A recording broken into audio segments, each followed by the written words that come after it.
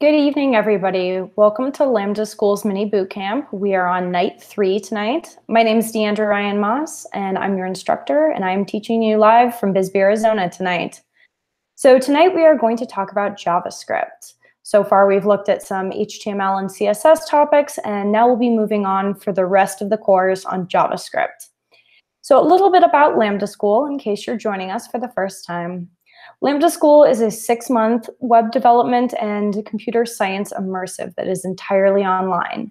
So it's a full-time course to teach you web development in 6 months from your home or your office, if you have an office. That would be cool.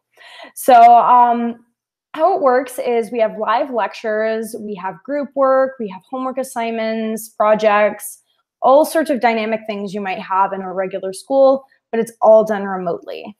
So a lot of people wonder about the admissions process for Lambda School, especially those of you going through the bootcamp right now. So the admissions process works in 2 stages. The first part is that you take a coding challenge, and the second part is that you do an interview. And the interview isn't technical, it's more oriented towards culture fit.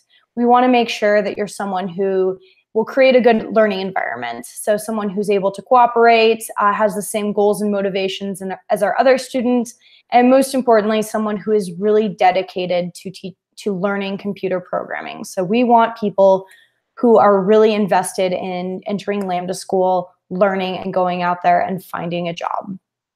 So don't be too intimidated by the interview process. We mostly just want to see that you guys are dedicated.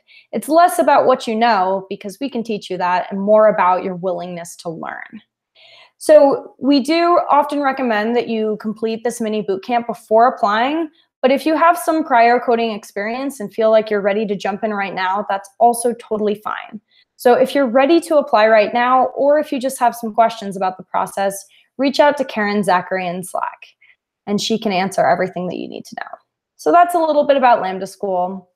So in this mini bootcamp, we cover a bit of a simplified version of what you'll see in the main curriculum. So whereas the main curriculum focuses on full stack web development, we just focus on front-end topics in this bootcamp. So we already saw HTML and CSS, and JavaScript is now the missing piece. So we will spend the next 6 nights, 2 nights this week, 4 nights next week, learning all about JavaScript.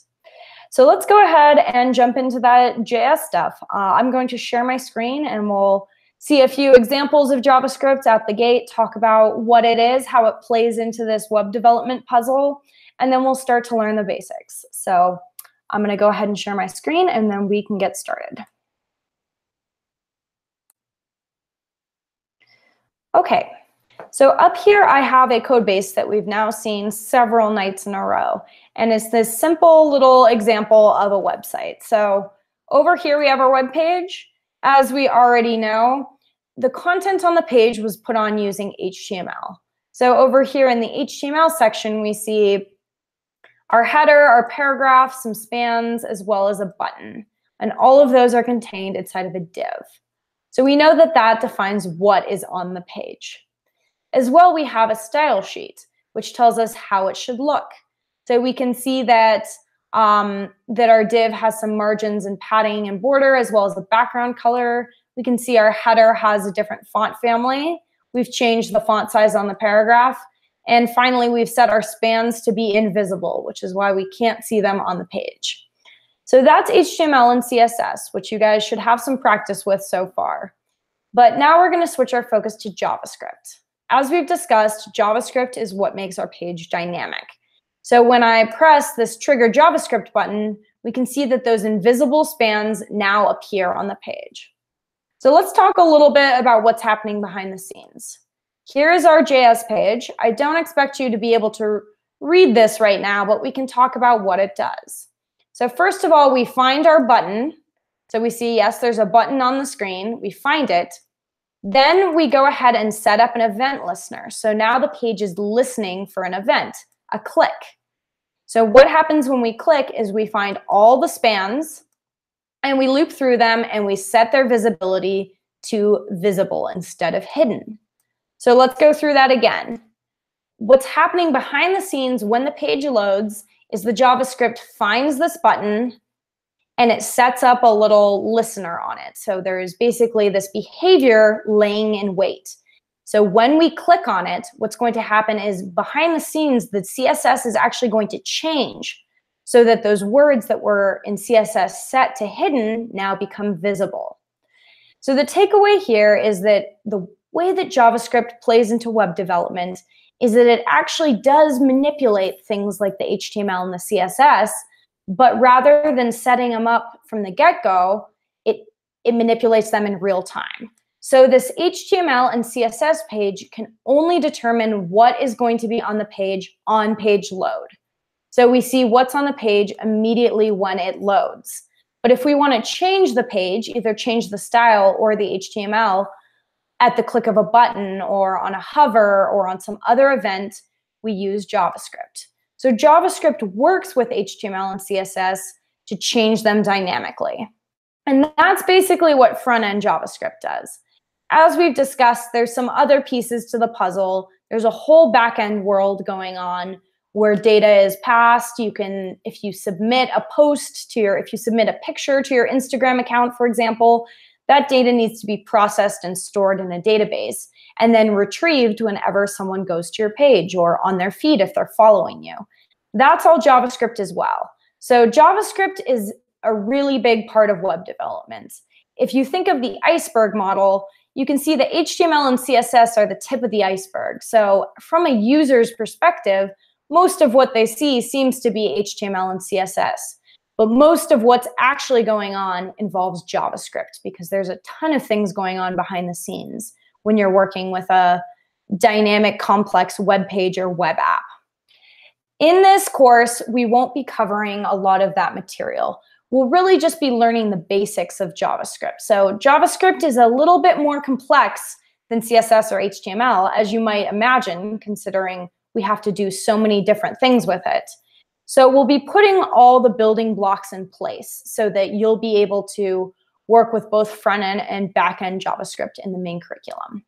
So even though JavaScript is a web development language, a lot of what we'll be doing in the next 6 nights or the rest of this week and next week won't be specifically oriented towards web development, but it will be oriented towards building the skills that you'll need to create a dynamic web page like this, or to create a full web app with data.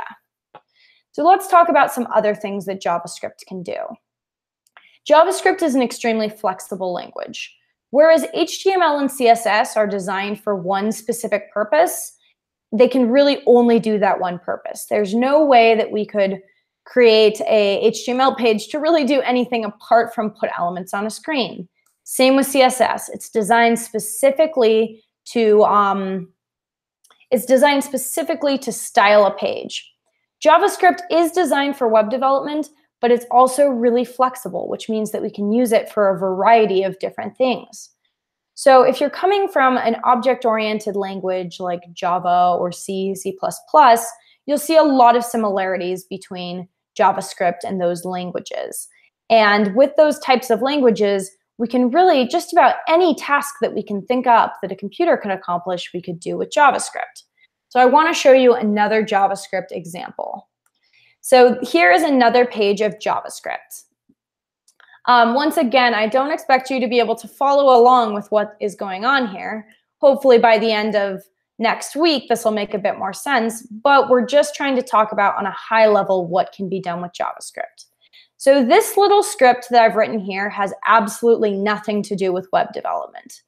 What it does is it looks at a list of words, figures out what the longest one is, and then prints out that longest word to the terminal. So the terminal, or the command line over here, once again, a tool that you don't need to be able to use in this mini boot camp, but something that you'll learn pretty quickly in the main curriculum. So the command line is kind of just a place where we can basically do anything, and I'll just quickly use it to execute this file. So I'm going to go ahead and execute it, and then I'll give it so I've gone ahead and said, execute this JavaScript file, and then I'm going to give it a list of random words. So let's do some high ideals.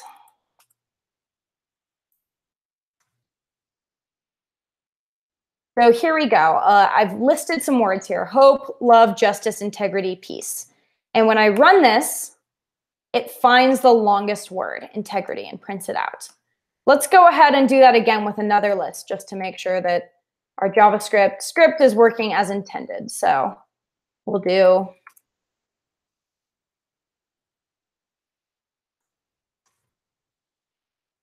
so when I do instead this list of vegetables plus mushrooms, we actually see that the longest word is mushroom. So we've created this dynamic script that finds the longest word in a list. The takeaway here being that JavaScript is extremely flexible. We can use it to do a ton of different things. A few examples I gave last night, or on the first night, of different things we can do with code are things like create an AI chess player or put data in a database. Now, JavaScript might not be the best language to do all those tasks in, but we could do it. Pretty much anything we can think up, we can do. So that's really exciting because we're going to be learning some building blocks over the next 6 nights that'll basically allow us to do just about anything we can think up, as long as we're clever enough. So enough of the command line, enough of this. Let's go ahead and start to learn some basic JavaScript so you guys can get to coding. So a couple other things I wanted to just mention really quick is, first of all, this idea of syntax. So actually, just kidding. Let me bring this code base back up. As a reminder, syntax is extremely important in programming. So we saw that HTML and CSS have different syntaxes. And just from looking at the files, without even really reading them, we can see that there are different symbols, different keywords being used. And the same is true with JavaScript. We can see that JavaScript visually looks different. And as we go through and start to learn some JavaScript code tonight, we'll be really emphasizing precisely how to write things, what keywords to use, where parentheses and semicolons go and equal signs, because precision with those symbols is all really important in making sure our code runs correctly. The next thing I wanted to bring up is how to execute JavaScript. So this was something I also mentioned the first night, which is whenever we're dealing with a new language, we have to ask, how do we write it? What are the keywords? What's the syntax? And how do we execute it? As a reminder, to execute HTML, you just open it in the browser. So I opened this file in the browser and it appeared. In order to execute CSS, we have to actually link it into an HTML file. So the reason that the style appears is because we've linked it in. So without HTML, CSS is kind of meaningless. So we always open CSS with respect to some sort of HTML file. Now, JavaScript is a little more flexible. As you might guess here, we also can link it into an HTML page, and that totally works. JavaScript is designed to be read by the browser because it's a web development language. But as you saw in the last example, we can also just execute a file without a browser. So what I just did on the command line is just ran a file of JavaScript without ever having to use the browser. That's another way we can execute JavaScript. How we'll be looking at JavaScript is through a sandbox environment called Replit. So Replit is similar to CodePen, except it's designed for different languages, but in this case, I have the JS version of Replit pulled up. So this bit is designed to execute JavaScript. So whatever I type in here, it will run. When I press this play button, it will run as JavaScript. And once we start throwing some code in here, I'll talk in a little bit more detail on how Replit works and what this thing that appears over here is versus this space over here. So once again, Replit is a sandbox environment. So it's not somewhere where we would want to write production code. Generally, if we're writing code we plan on keeping or executing or having as part of a larger project, we would do that in an actual code base on our computer. But Replit is really great for getting immediate feedback on code. It's a great learning tool. So that's why I'll be teaching with it, and that's why you will be working with it for the homework assignments. So, okay, enough talking about JavaScript. Let's learn some JavaScript. So in JavaScript, the first thing you do, the first place to start is by creating variables. So just like in HTML, we created elements that appeared on the page. In JavaScript, we create variables or objects that we store in memory so that we can use them later. So let's talk about different types of objects in JavaScript. For starters, we have something called, actually, let's start with a number. So numbers are extremely simple. You just type a number and there you have a number. So notice that over here in the white space, I'm going to be writing code.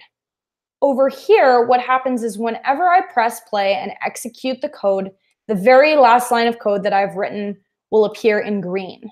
So if I type out a bunch of different numbers over here and run the code, the only one that will appear in green is line 4, the last line of JavaScript that I've written. So don't overthink this behavior. It's really just the way, it's really just Replit way of trying to keep things simple. So if every line of code appeared in green, it might get a little cluttered. So it was Replit's design choice to just show the last line of code over here in green. So this behavior has to do with Replit specifically, not with JavaScript. But it's worth understanding exactly what Replit is doing because it'll help us understand what our code is doing. So we don't really get any feedback about these first 3 lines of code. We only get feedback about our last line of code. So there we have it. We've created several different numbers, and numbers are really simple. You just type out a number, decimals are allowed, negatives are allowed, whole numbers are allowed. Those are numbers, and that is a data type in JavaScript. The next thing we're going to talk about are called strings, and strings are a bit of text. So they can be a single word, they can be a whole phrase, they can be an entire sentence, they can be a string of nonsense and random characters, and they can even be a bit of text containing a number. So let's talk about this last one first because it's the most confusing. So why is this a string and not a number? The reason is the quotes. So if you type out a 12 without quotes, this will be interpreted as the number 12. But if you put 12 in quotes, it will be determined as the string containing the digits 1 and 2. And we'll see in a little bit why it matters that we differentiate them. But we would think about this as a piece of text containing the number 12 rather than the number 12 itself. And as a reminder, Replit will only print out the last line of code we wrote. So right now, it's when we press run, it runs line 12 over there, or sorry, it runs line 5 over here. If we deleted that and pressed run, now we see that line 4 is appearing in green. So these are all strings. It's easy to tell if you've created a string because of the quotes. So you're allowed to use single quotes or double quotes. It's really just your personal choice. Sometimes if you're working on a code base for your company, they'll tell you which one they prefer, but either type of quote works. The one thing that's not allowed is mixing and matching quotes. If I try to run the code, we've now gotten our first error. So it says undeterminate string constant. That just means we mixed our quotes up and now the compiler is like, what in the world is going on? So there you have it. Those are strings. One final note I want to mention regarding the quotes is that let's say that you wanted a string that contained quotes, like strings, or how about it's cool to write JavaScript. So notice that this contains a single quote inside of it. So this will work totally fine. Because we started our string with double quotes, we're allowed to put a single quote in. What will happen when Replit prints it out is that it will actually add a slash in just to indicate this is the character of the quote. It's kind of confusing that Replit does this, honestly. But yeah, so don't be too confused if you see a random backslash here. And if you wanted to put in actual double quotes, you could use that very same slash to indicate that this thing is part of it. So that's a little bit more of a subtle point. We'll go over that again, but I just wanted to mention it in case you were wondering how to put quotes inside of your strings. So there we have it. First, we learned numbers. Now we learned strings. The next thing I want to show you are something called Booleans. So Booleans are true or false. Those are the only possible Boolean values. So the possibilities for numbers or strings are infinite because you could have infinitely many combinations of digits or characters. But for Booleans, there are only two options, true or false. Now notice that the Boolean false is different from the string false, because if we put it in quotes, we now have a string containing the word false. But if we leave it out of quotes, it's actually a Boolean now. So Booleans seem a little weird at first if you're not used to programming, because they're almost so simple they don't seem very useful. But as it turns out, Booleans become really useful in a lot of different cases. And if you're interested in how computers work on a low level, then you might know that at the most basic level, computers work in binary, which essentially represents electrical currents. Either on the most fundamental level, a computer is a chip that's either has these little currents that are either on or off, true or false. On a slightly higher level, you could think of that as 0 or 1. In JavaScript, this idea of binary or on or off is represented with Booleans. So this concept of true and false, of only having two options, really mirrors what's going on the most fundamental level of computer programming. But don't worry, you don't have to know anything about binary in order to write JavaScript. It's just nice to remind yourself that Booleans are kind of this window into this super secret, really nerdy world of what's really going on with computers. So there you have it. We have three of our most basic types in JavaScript: numbers, Booleans, and strings. The next two types I want to show you are pretty similar. They're called undefined and null. So there's really only one option for undefined and null, just undefined and null. And these two things are two different ways of either us letting the computer know or the computer letting us know that we have some sort of missing data. So there are some subtle differences between the two. For right now, let's just leave it as is and say that undefined and null are two different types of objects we can create to signify that data is missing in some way. So those are the 5 types I wanted to teach you guys to start. So let's talk about storing these items. So right now what we're doing is we type out, for example, this string, and when we run it, we can see that it appears over here. But once I start writing other strings, then this thing has been created and essentially disappeared. So this thing that we created on line 1 is now gone. There's no way for us to access or use it. And that's not very useful. So we need some way of not only creating objects, creating data types, but also storing them. And that's where variables come into play. If I want, I can store this string in memory and access it using a variable name. So I'm going to call this thing, actually, let's go ahead and create a variable called name. Set it equal to Susan. So up here, I have just created a variable declaration. So let's break down exactly what's going on here, both from a syntax perspective and from a content perspective. So we'll start with syntax. Const is the first keyword that we've really seen. Well, I suppose true, false, undefined, and null are all keywords too. But they're a little different because they represent actual objects. So const is a keyword. It's not a type of data. It's not an object that we're creating. It's just a word that we're using to tell the computer that we want to do something. And what const specifically says is we want to create a new variable. So we want to store something in memory. And then we follow it with the variable name. So we say const name. That means create a variable called name in memory. And so this thing, the variable name, we make up ourselves, kind of like we made up the class names and the ID names. We have the flexibility to call this almost anything we want, but we want to call it something useful and meaningful. The only real restriction we have, apart from it having to be text, is that we can't use a keyword. So I couldn't name a variable const. I'd get an error here because const is already used up. We have to come up with something that's not a keyword. So, so now we've created a variable called name, and that's what this line of the assignment phrase does. The equal sign just signifies, okay, we're about to tell you what to store in there. And then over here, we have Susan. So Susan is the string, and we're going to store it in name. So now I could type out some other strings. And if I want to, I can go back and access that value of name, or that value that's stored in name, just by calling the variable name.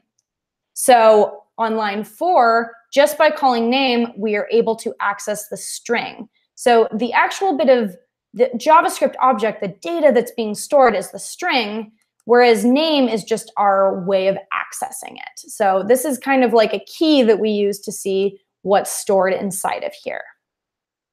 So, and another note is just these semicolons. So in JavaScript, you want to end every line, not every line, but most lines, with a semicolon. As it were, if you forget your semicolon, usually it's okay. So this is kind of a dangerous point for new programmers, because notice the code still runs without the semicolon. So it's tempting to leave them off. But you want to keep them on because in occasional cases, things can go wrong if you leave off semicolons. So make a habit out of putting on the semicolons. I know that I'm not perfect, and I will occasionally forget them, and I apologize in advance for that. There are a few cases where you don't need semicolons. I'll bring those up as well when they come up. So semicolons, variable assignments, we're starting to get into the good stuff here. So constant is just one keyword for assigning variables. And as I already see some discussion happening in Slack, the thing that makes constant special is that the value inside of constant is fixed. So if we tried to reassign name to Steve, for example, we would get an error. So this would work with a non-constant variable. Once something's declared, if it's non-constant, we're allowed to redefine it. But with a constant variable, once it's been assigned, it's stuck. So I default to using const, because I am a believer that every time you create a new bit of data, you should create a new variable name for it. So I personally believe that redefining variables in most cases is a good way to set yourself up for confusion. So by default, you will see that I always use constant, and that if I want to create another name, I would create a second constant variable for it. So I know that both of these are going to be fixed. I never have to worry about name being equal to something other than what I expect. So that is the keyword constant for you. It's not only used for declaring variables and storing data in them, it's specifically used for declaring fixed variables. So we can never redefine what name is equal to because we have used const. As it were, there are some scenarios where it makes sense to have a variable that's value might change. For example, if we had an age variable, then it needs to be dynamic, because if Susan is 9 this month and her birthday is next month, we need to be able to increment age when she turns 10. So in this case, we actually have a good reason for not creating a constant variable, because age is not constant. Whereas name is presumably going to be constant, age might not be. So instead we use the keyword let. So let is another way of declaring a variable. There are some other subtle differences with let that I won't go into tonight. But for right now, you can just think of the difference between const and let as being constant is for fixed variables, let is for variables that change. And notice that down here, I can now redefine age. And not only do I not get an error, I can go ahead and call that variable and see, okay, 10 is now stored into it. So that's not allowed for name, but it is allowed for age because we use the let to declare it. There's one more keyword that I want to mention briefly, and that is var. So back in days of JavaScript old, these did not exist. So let and const are relatively new. They came on the scene about 3 years ago with the release of ES6, which was just a new version of JavaScript. Before that, we used var to declare everything. So it still exists. JavaScript never fully depreciates keywords because that would mean that old code would break. So it still exists, and it works closer to let. So if we create a variable using var, we're allowed to redefine it. Oh, but we can't call it the same thing. So we'll call this age2. So we can, it works kind of like let. There is a subtle difference between the two that I won't get into right now. But from a user perspective, don't use var. There might be some occasional scenarios where var makes sense, but trust me, you're going to be a better programmer if you stick to const and let. So use const when you have a constant variable. Use let when you have a variable that's value might need to change at some point. But know what var is because you might see it around and you should know how to work with it when you see it. So those are the three ways, or the three different keywords for declaring a variable. As just a quick review, var exists, but we don't really want to use it. So hopefully you won't see me use another var again in this whole course. Whereas const and let are the two ones that you want to use, but we use them in different cases. Const is the default one I use, and it creates variables that are fixed. Whereas let, I will only use in the cases where I have a specific functional reason that I need to change the value of a variable. So for example, if I said name equals Amanda, and then maybe down here I decided that actually I want name to be equal to the name of my fish, which is Goldilocks. I don't actually have a fish, but if I did, I would name it Goldilocks. So now the value of this is completely changed. Whereas at the beginning, let was set equal to a human, you know, maybe my friend Amanda. Now it's become equal to my fish's name. And we really want our code to always parallel the meaning behind it. So maybe this would make sense if Amanda were actually changing her name to Goldilocks. But if these are just referring to totally different people, there might be some scenarios where that makes sense, but mostly I would just say create a new variable. So there we go. That is the way to declare a variable. And I know I just spent a long time explaining something maybe pretty fundamental, but it is something we're going to use again and again and again. So I wanted to make sure that we understood exactly what was going on. So now that you know how to declare a variable, I want to explore a little bit more about some of these different types of variables and things that make them unique. So let's start with numbers. So I'm going to create a few numbers here.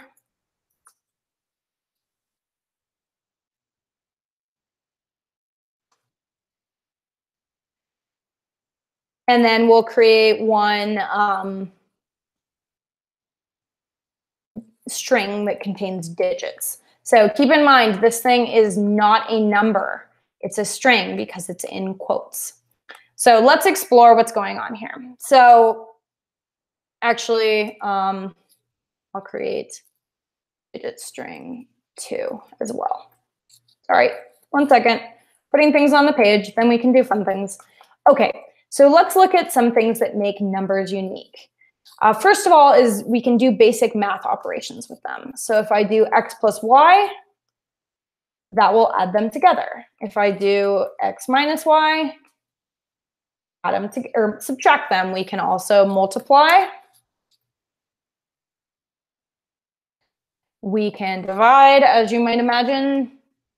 And we can even raise something to a power using the double star. So if I do y to the power of x, we get 9 squared. There's another way to do exponents in JavaScript that I'll show you in a minute. So those are some tricks that we can do with numbers. Notice that if we try to do them with these digit strings instead, we get some different behavior. So if I do digit string 1 minus digit string 2, oh, hey, that's interesting. It actually is able to subtract. That's cool, but I didn't know that you could do that. So that's cool. Apparently in JavaScript, I don't think I've ever tried to subtract 2-digit strings before, but it actually was able to figure out, okay, these are the numbers inside of here, and this is the value of that. So that's cool. It actually converted these into a number. But if we do plus, it won't work out quite so well. So if we do plus, notice that instead of adding them up, it just kind of slaps them together and creates a string with all the digits.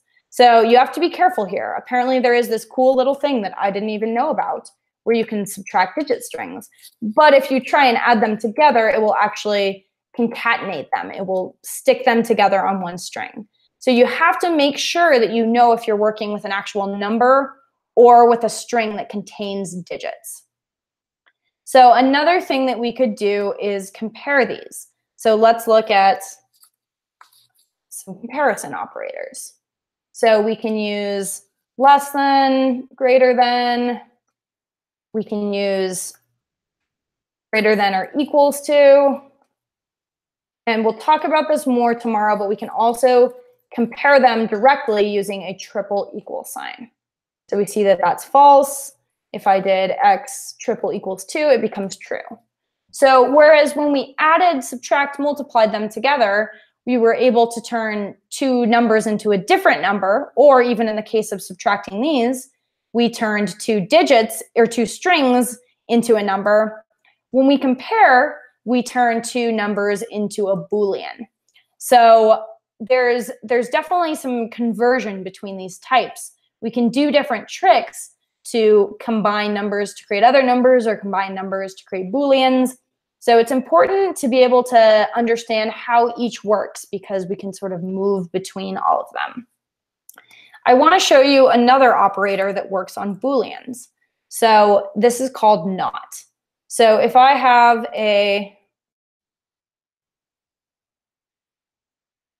something called likes JavaScript and it's equal to false,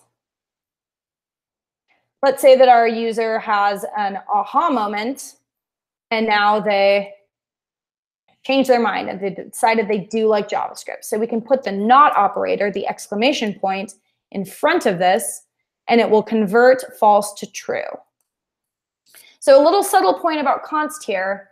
You might be wondering, if this value is constant, how am I able to change it to true?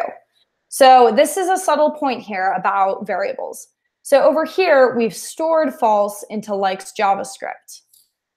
But notice that if we look inside of likes JavaScript down here, it's still equal to false. So when we use the not operator, we haven't actually changed the value of this variable. We've just used the value of this variable to create a new value. So we've created a brand new Boolean called true here. So we could store it somewhere else if we wanted to. And now we've taken this value and we've created a new Boolean and stored it into a totally different variable. So when we not something, we don't actually change the value of it. We just create a new variable. Just like when we bringing back our x and y.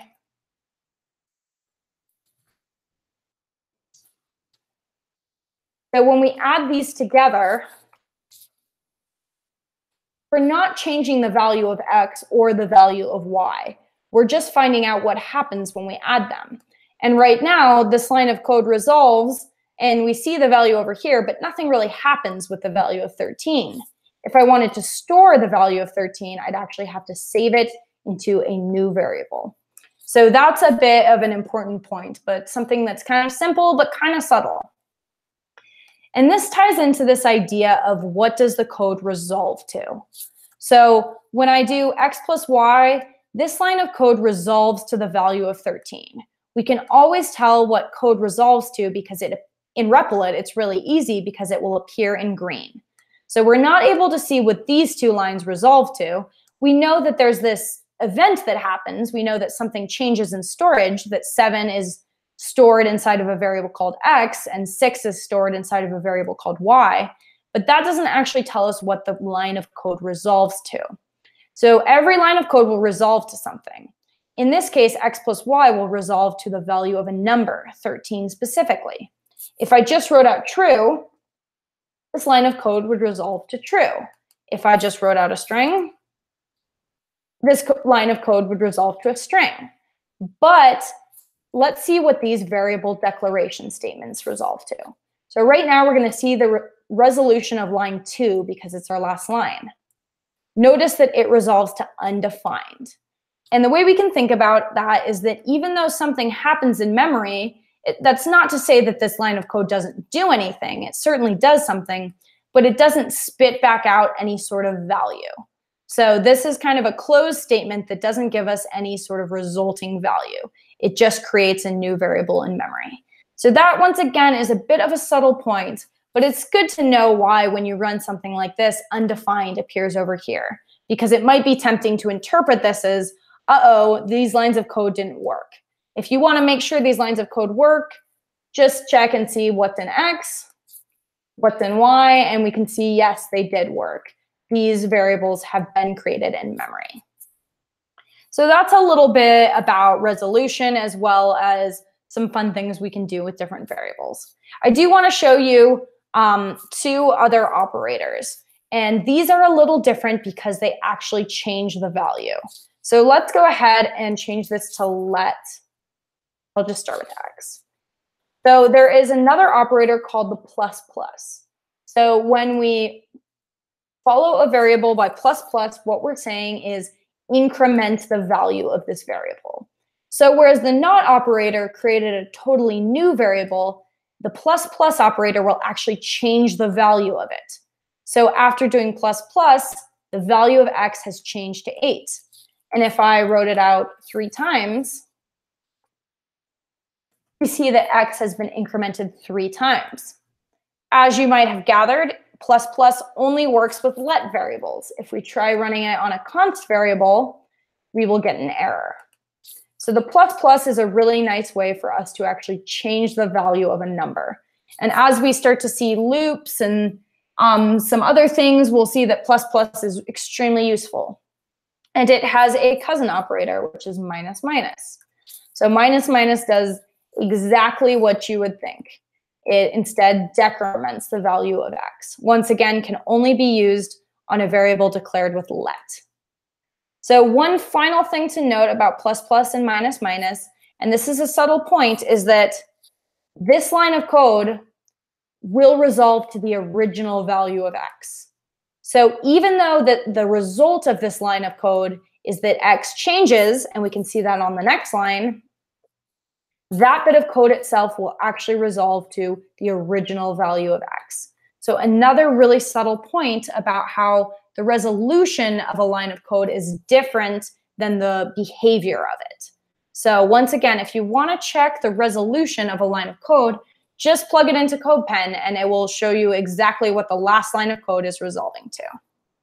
So that is the plus plus and minus minus operators, a really good way to illustrate this idea of code resolution. Okay, so let's take a look at some properties and methods. This is something else that differentiates different data types in JavaScript. So built into these different objects that we're creating are things called properties and methods.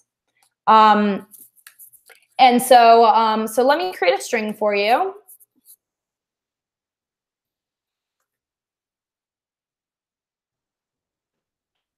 And let's create a number as well. So built into different types of objects, different variable types are different properties and methods. So for example, strings have a property called length. And we can look at the length of the string by just typing the name of the string, so the actual variable name followed by .length. And this will give us how many characters are in here.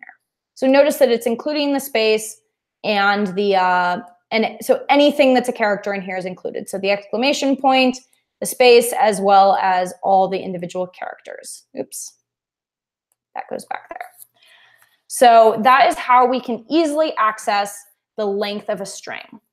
And keep in mind that length, this property length, is string specific. So if we try to do x.length, we'll get undefined because there's no length property that exists on X. So here's a little real world example of where you might see undefined. If you try to check a property that doesn't exist, like if I came up with one on the spot, we would just get undefined because that property doesn't exist on strings.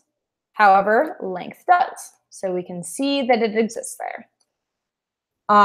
Okay, So that is properties. So methods are very similar. They're built-in. They're also built-in. They're also data type specific.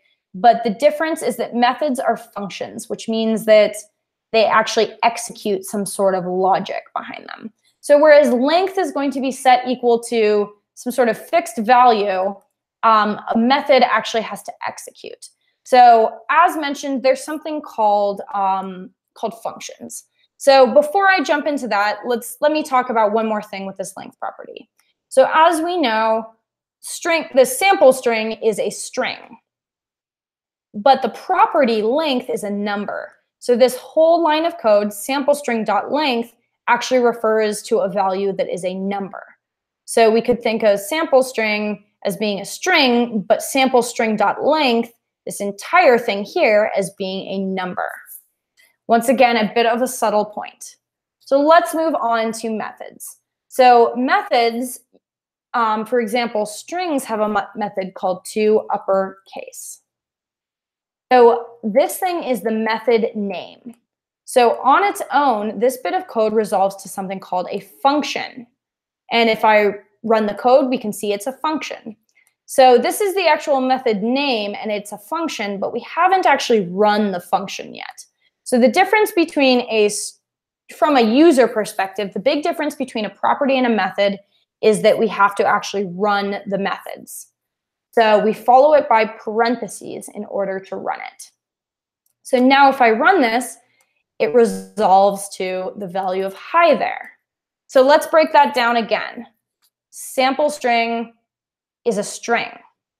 Sample string dot toUpperCase is a function. And finally, if we execute that function by using parentheses, this whole thing resolves to a different string. It's a mutated version of the original string. So that's a lot to keep track of, but I want you guys to be asking yourselves as you work with this code, what data types am I working with? And it's subtle because you might have a string here, but then you might have a property on it, which is a function. And then when you run that function, you're running a method. So let me talk about the difference between function and method, because I know that's a bit of a confusing point at the beginning. So a function is a data type in JavaScript. Just like it's a little more advanced than string or Boolean, but just like string or Boolean or number is a data type, so is a function. Method is a specific type of function, so that is built in to a data type. So function is a more general term, and we'll see a lot more examples of functions next week. But a method is a built-in function that's built directly on a data type. So this toUpperCase is built into all strings. And once again, we run it by using the parentheses. So let's take a look at another method. This one is actually built in to basically everything. So if we do x.toString, this is another method. We can see that we're executing it because I've included the parentheses. And we get out the string version of 9. As it were, strings also have a toString method, but it's not very interesting. We get out the exact same thing that we put in. And Booleans as well, if I even just type in true.toString, we'll get the string version of true. So you have to just kind of, well, you don't have to memorize these because there's extensive documentation on this online. But notice that some methods like toString are built into multiple data types, whereas something like toUpperCase is only built into strings. So if I try to run toUpperCase on a number, I'm going to get an error because toUpperCase is not a function. It's actually undefined. So if I try to throw parentheses after something that's undefined, we're going to get an error. So you don't, as I said, you don't have to fully keep track of all of these. The documentation exists. And in fact, over here, I have the MDN documentation on strings. So here's a list of every single string method. There's actually quite a lot. There's the one that we saw. There's also a toLowerCase. There's toString, which we also saw, and a bunch of others. So we mostly won't be talking about these in the lectures, but there are some stretch assignments that use these, so you might have an opportunity to look these up and use them. And they become really useful. The more of these you know and you're familiar with, the better programmer you are. So you don't have to overwhelm yourself with them at the beginning, but they're good things to have on your radar. So there are some examples of methods. Once again, we definitely need to include the parentheses when we call a method. So if I call to string and forget the parentheses, I just get out this function that's not really helpful to me. But if I call the function with the parentheses, now the logic executes. So without the parentheses, it's more like the possibility of a method. Whereas when I call it, we actually get the result, which is the string containing 9. So I'm going to show you a few more methods, but I first want to talk about global objects. And oh yes, we had a request for this link. I'll send it over in Slack. It's pretty easy to find though. Just search MDN string methods or MDN whatever you want to know, and you'll be able to find it. So if I just do MDN, even if I did JavaScript methods, this takes me to an even more general page about methods. If I search string methods, it will take me to the page there. It's even highlighted because I already searched this today. Okay, cool. So let's talk about global objects. So we saw that we can create these objects by saving things into variables. So now we have this variable called Amanda that we can, or called name, that contains Amanda that we can access whenever we want. But it turns out that there are some objects that are already built in.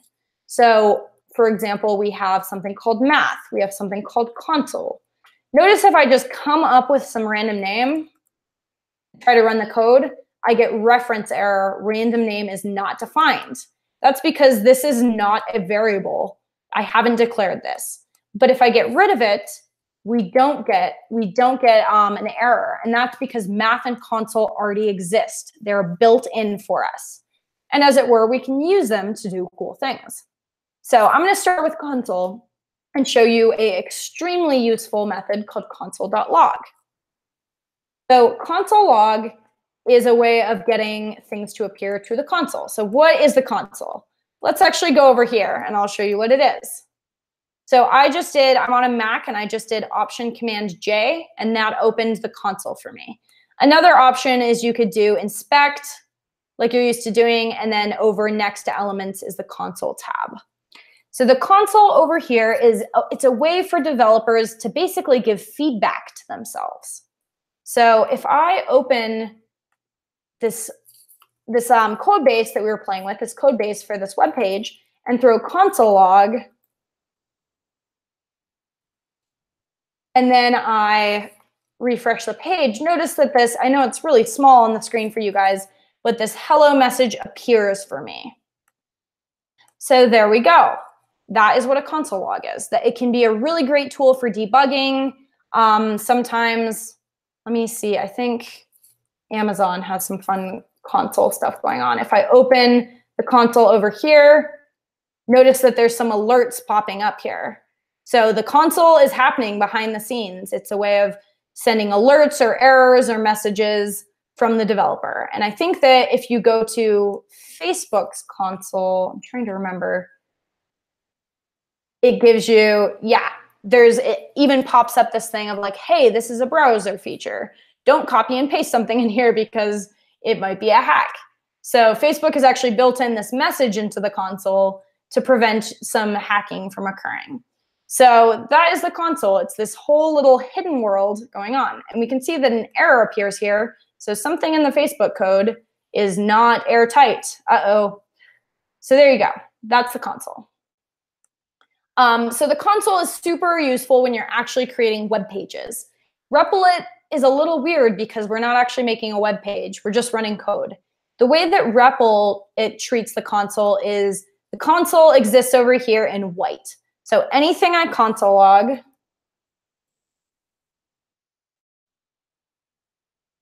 appears over here in white. And that can be really useful because if we have, a couple different variables,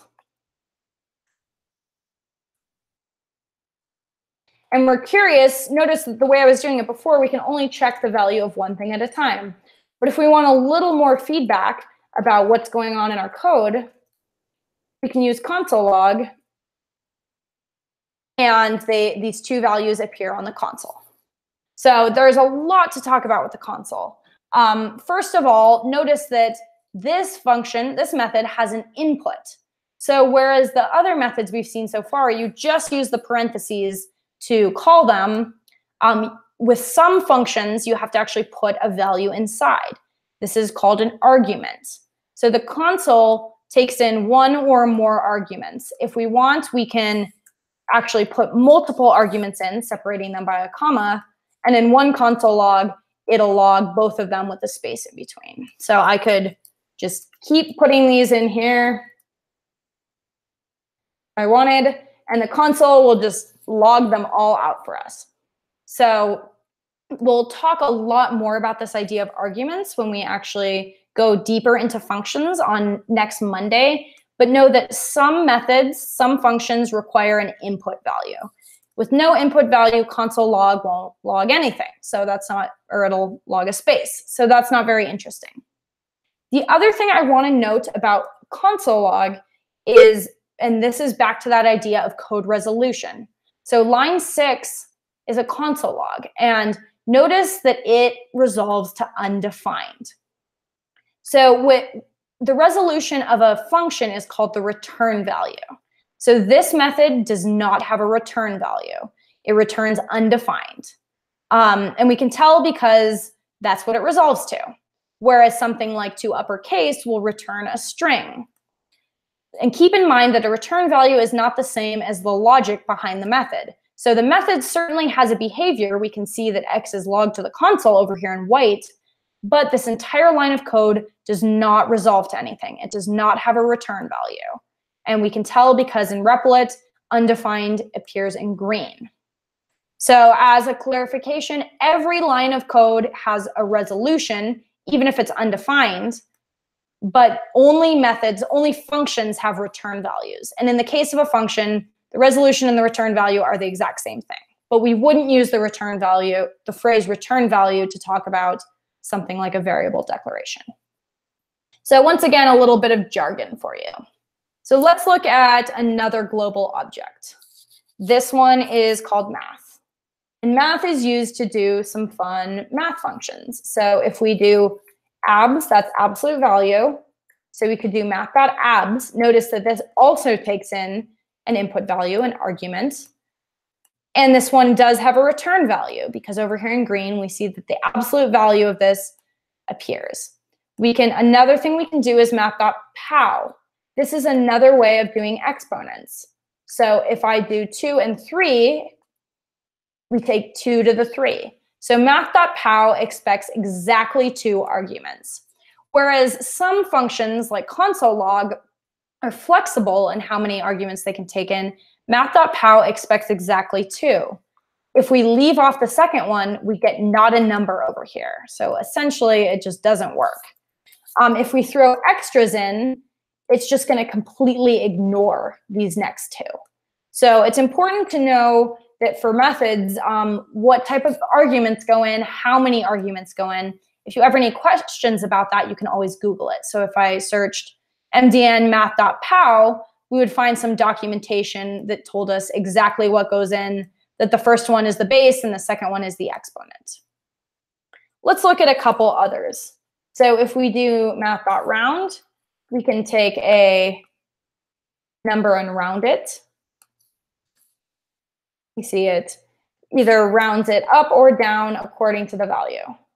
There's also 2 other rounding methods called floor and ceil. So floor goes ahead and rounds down every time. Even if it's 2.99999, it will round it down. The ceiling function does the exact opposite. So it will round up no matter what. The last thing I want to show you is math.random. Math.random does not take in an argument. It just creates a random number between 0 and 1. So that is what math.random does. And if we run it, that number will change every time. So a little subtle point that we can learn with math.random is that notice that if I store this into a variable called random number, and then I check what's in random number, if I can spell random right, I could actually, let's do this. Let's console log. It'll give us a chance to practice console log. Let's console log random number 4 times. Notice that the number is exactly the same all 4 times. That's because we ran our randomizer once and we stored it in this variable and then we logged it 4 different times. So this variable is fixed, right? It's a constant variable, so it's always going to be the same. Instead, if we went ahead and logged math.random 4 different times, now we're running that randomized logic 4 times and we get 4 different numbers. So another subtlety about how we have to think about code. So are we actually generating a random number or are we storing it and recalling it? And in some cases, you'll want to do one. In some cases, you'll want to do another. So I know I just threw a ton of things at you. So let's go ahead and review those. So we had all these different built-in functions. We had math.abs, which creates an absolute value. So if you put in a negative number, you get a positive. If you put in a positive, you still get a positive. We had math.pow, which gives us an exponent that takes in 2 numbers. So this would be 2 to the power of 4. Math.round will round a number up or down depending on the value. Math.floor always rounds a number down, and math.ceil always rounds the number up. And then finally, math.random, which does not take in an argument, creates a random number between 0 and 1. And so if you need a reference for these, you can just Google the math object and find some documentation that will tell you all about these functions as well as perhaps some other ones. So there is another global object with some methods built in that you guys can use to make your lives easier. So there we have it. All right, there's one more topic I want to cover tonight. I know we've done a lot, but we're laying some really good foundation for the rest of what we're going to talk about. And that is this idea of control flow. So notice that when I write some code, it seems to run from top to bottom, right? So if I run this, we define X, we define Y, then we add them together. And if we try to move them to the top, it's not really going to work. We get a number, right? So there's kind of this baseline assumption that JavaScript just runs top to bottom. But you have to be careful with that for 2 reasons. One is that it's not precisely true. Some subtle stuff is going on behind the scenes. The second reason is that often we want our code to maybe run a little different. So we don't necessarily always want our code to run from top to bottom or for every line of code to be executed. Or we might want lines of code to be executed more than once. And those are all really useful tools to have in our tool belt. So first I want to talk about this issue of, is it really running top to bottom like we think it is? And second, I want to talk about this topic of control flow, which is where we intentionally change what's going on with the code in terms of the order it's executed in. So the first thing I want to note is that if I'm going to comment this out. So if you do 2 slashes, or what I did is highlighted it and did command slash, now these lines of code are not being run. So it's a way of not deleting your code, but still keeping it on screen to keep it out of your way. You've probably seen a lot of commenting in the homework. So if I do X plus Y up here, notice that I get a reference error. X is not defined. And in fact, we'll keep it real simple, and I'll just do X. So it's saying X is not defined. And that is the error you get when you try to call a variable that doesn't exist. So if I just call varname, reference error does not exist. Of course, if I define varname above, now we have no problem. What happens if it's defined below? So let's bring this back, and I'm going to try and call on X. So, and in fact, I'm going to try and console log x so we can really see what's going on. So I get undefined, but I don't get an error. Why is that happening? We know that on line 2, x gets defined, so why isn't line 1 throwing an error? And that's the subtle thing that JavaScript does called hoisting. So what actually happens is before anything else is run, it will go ahead and create these values in memory. It doesn't read this line or this half of it. It creates these variable names in memory, and then it goes through an order and it'll define them. So what's actually happening, you might think, okay, line 1 is read, line 2, line 3, but it turns out that first half of line 2 is read, then half of line 3, then we go back to the top, run line 1, save in the value, save in the value. And this isn't necessarily super important to know, but it's useful, 1, to just understand that some subtle things are going on, and 2, it will become useful as you become a more advanced programmer. So it's something I want to put on your radar because I want you all to grow into being very subtle programmers who understand things like hoisting. So I just wanted to briefly mention this as an example of why the code isn't always run in order as we expect. Once again, this isn't a topic that you're expected to have mastered. So that is an example of hoisting. That's some of the out of orderness that's happening behind the scenes. Now let's talk about control flow, which is that we, the developer, change the order of execution. And it's not necessarily order. I don't have a better word than that because sometimes it's order, sometimes it's just preventing things from being executed. So I'm going to show you something called an if statement. So if true, let's run console log if block. Cool. So what's happening here is, and then down here we'll add another console log.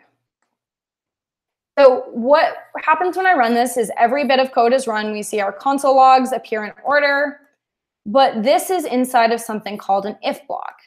So what I've done is I've used the keyword if, and then I follow it by parentheses that contains a condition, and then follow it by these curly brackets. Everything inside of the if statement is called the if block.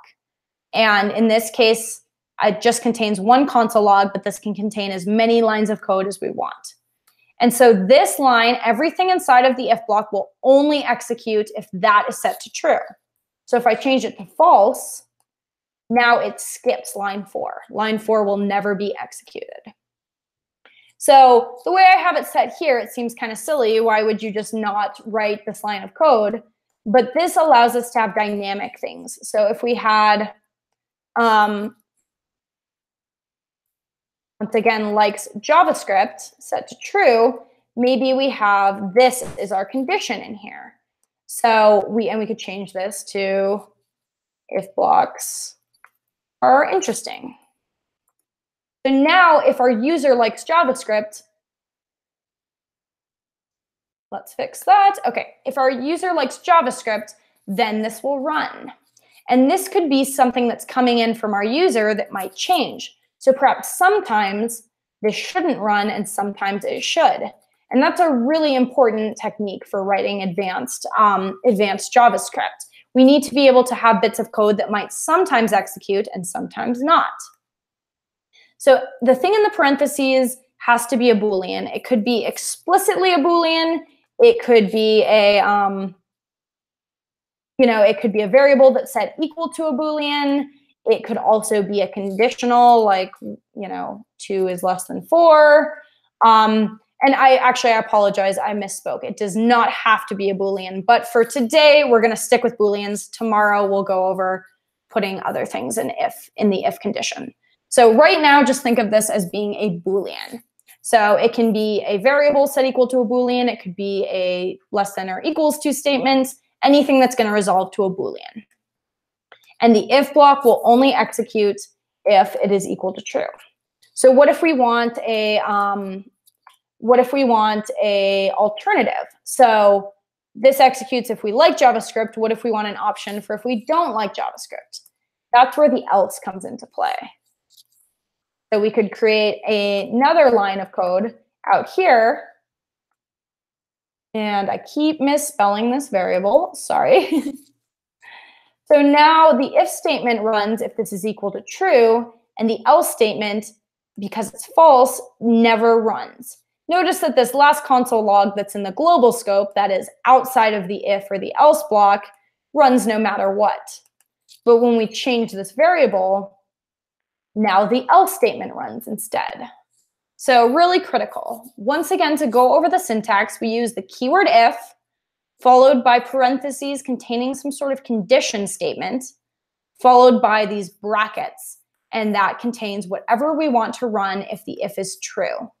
If we want, we can also follow that by the keyword else and its own pair of brackets, and that will give us an alternative.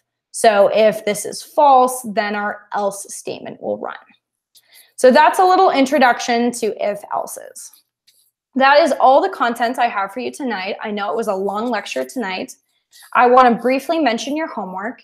You will be doing your homework in Replit from now on, since we're working on JavaScript. And for tonight, you have 2 assignments. One is more oriented towards reading code. So in that one, you won't actually be running the code, you'll just be reading it and answering questions about it. In the second assignment, you'll have an opportunity to actually write some code. So good luck with both of those.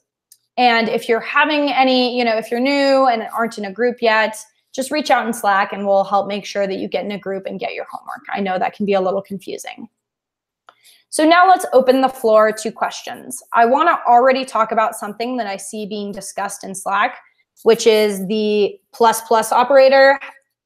So let's bring back that plus plus operator. So we have let x equal 2, and we know that x plus plus, first of all, we know that this line of code resolves to the original value of x. So it resolves to 2. But if we look inside of x afterwards, we see that x has been incremented. So this will set it up so it's going to be incremented, but at the end of this code being run, it's still equal to 2. If we want the opposite behavior, we can do plus plus x. So plus plus x, as Amanda mentioned, is pre-processed, which means that the operation, by the time this code resolves, the operation is already run. So this, not only does it change the value of x, but from the get-go, this bit of code resolves to 3 instead of resolving to 2. So that is the difference between x plus plus and plus plus x. Same is true with minus minus. So you really don't need to know the difference between the two for everything we'll be doing in this course. And oftentimes it really doesn't matter. Most people default, in my experience, to just using this one. But there are times where it becomes really useful to be able to use the other one. So it's a good thing to have on your radar. And I wanted to explain that in more detail since it was being discussed in Slack. Okay, we have a question about if-elses. So let me bring that back. So if true,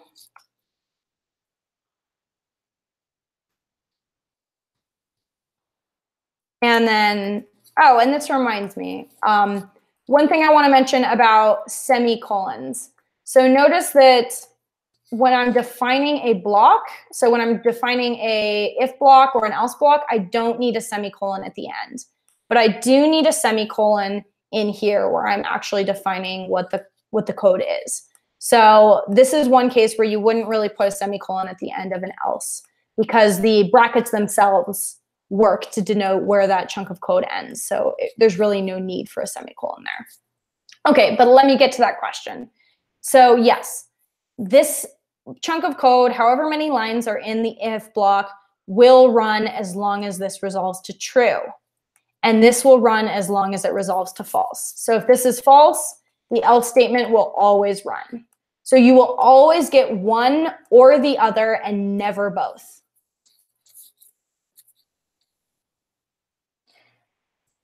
So Justin brought up something called else if statements. I will say yes, JavaScript does have else if statements, and we will go over them tomorrow. So for anyone who's curious, an else if statement is a way of setting up something that has more than 2 options. So if else always just has 2 options, else if can have as many options as you want, and we'll talk about those tomorrow night.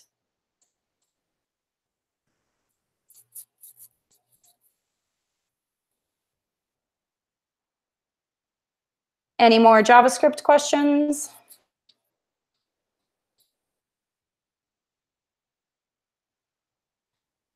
All right, things are looking pretty quiet in Slack, which is good because I lectured for a long time and I want to make sure that you guys have plenty of time for the homework. So I'm sure you'll have a lot of opportunity for questions to arise as you start to dive into the code. As always, feel free to, first of all, I would recommend if you're stuck, try Googling it. It's a really important skill to have as a developer. So try checking MDN or Stack Overflow or anywhere else online. See if you can find the answer yourself. Otherwise, I would reach out in Slack and we can help you out. And on that note, good luck with the homework. So I do see a couple more people typing. Maybe people are just saying good night, but let me wait and see if there are any other good questions. No, everyone's just talking about how Googling is great. So yay, Googling. All right, well, that is all for JavaScript. I know I just laid a bunch of information on you guys, but trust me, you now, especially after practicing tonight with the homework, you'll have a really good foundation for learning the rest of this JavaScript. And as you might find, either if you're coming from other object-oriented languages or even other languages like Python, or if you end up learning them in the future, there's a lot of parallels between a lot of these languages. So these skills that you're learning for JavaScript will allow you to learn things like Python or C or Java more easily because there are these concepts that appear again and again in different programming languages. Well, that is all for tonight. Good luck with the homework, and I will see you guys tomorrow. And we're going to dive a bit deeper into control flow with more examples of if statements and else ifs and other ways that we can do conditionals, as well as talking about loops.